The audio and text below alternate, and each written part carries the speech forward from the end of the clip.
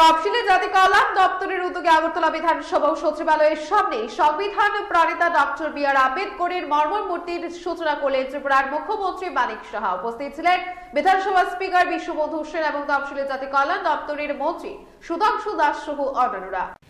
আমাদের মাননীয় প্রধানমন্ত্রীজি বারবার যে দিশা নিয়ে বারবার কথা বলেন যে যারা পিছিয়ে পড়া, যারা দলিত ব্যক্তি, তাদের কিভাবে উন্নয়ন করা যায়, সেই দিশায় উনি বিভিন্ন ধরনের যে ফ্ল্যাগশিপ স্কিম বা অন্যান্য স্কিম করছেন। আমাদের সরকারও বিশেষ করে আমাদের এসসি ডিপার্টমেন্টের তরফ থেকে যেভাবে চেষ্টা করছেন, আমাদের সরকার যেভাবে চেষ্টা করছেন, অবশ্যই প্রশংসার দাবি রাখেন।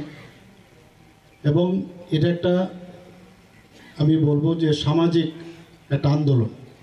সেই আন্দোলন আগেও হয়েছে এবং প্রধানমন্ত্রীজি যখন 2014-তে আসলেন প্রধানমন্ত্রী হিসাবে, তখন দেখা গেল এই যে আন্দোলন আরও অনেক স্পিড বেড়ে গেছে।